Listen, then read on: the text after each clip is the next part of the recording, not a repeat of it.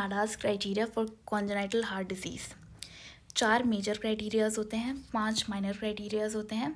हम डायग्नोसिस कब बनाएंगे? अगर कोई भी एक मेजर या फिर 2 माइनर क्राइटेरिया पेशेंट में प्रेजेंट है तो। मेजर क्राइटेरिया की बात करें तो first is systolic murmur of more than equal to grade 3। जो पैन सिस्टोलिक मर्मर होता है वो ऑलवेज एबनॉर्मल होता है, ठीक है। और किस किस कंडीशंस में देखने को मिल सकता है? VSD, मिट्रल रिकर्जिटेशन और tricuspid रिकर्जिटेशन।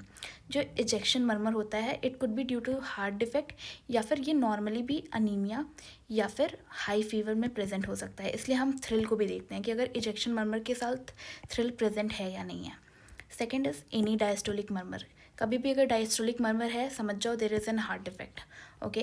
Then third is central cyanosis. Central cyanosis के 2 कॉजेज हो सकते हैं, या तो हार्ट में right to left shunt form हो गया है जिसकी वजह से सिस्टमिक सर्कुलेशन में डीऑक्सीजनेटेड ब्लड जा रहा है, या फिर लंग्स डीऑक्सीजनेटेड ब्लड को ऑक्सीजनेटेड में कन्वर्ट नहीं कर पा रहा है, ठीक है।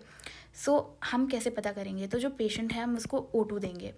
अगर वो सही हो गया it means it was an respiratory cause, but अगर वो सही नहीं हुआ इट मीन्स कार्डियक कॉज है, ठीक है। So central cyanosis with no improvement after O2 inhalation, ठीक है। Fourth is feature of congestive heart failure. Normally बच्चों में कंजस्टिव हार्ट फेलियर है इसका मतलब कोई ना कोई हार्ट डिफेक्ट हो सकता है, बट इन नियोनेट्स अनीमिया या हाइपोग्लाइसीमिया में भी कंजस्टिव हार्ट फेलियर हो सकता है। इस वजह से हमें इसको रूल आउट करना पड़ेगा। Let's see minor criteria. 5 minor criteria होते हैं। First, systolic murmur less than grade 3। Second, abnormal sound 2। अब हार्ट साउंड की बात करें तो ये ऑस्कल्टेटरी फाइंडिंग होती है इसलिए हमने इसको माइनर में रखा है, वरना abnormal heart sound is always abnormal, always, ठीक है। Third is abnormal ECG, fourth is abnormal x-ray and fifth is abnormal PP।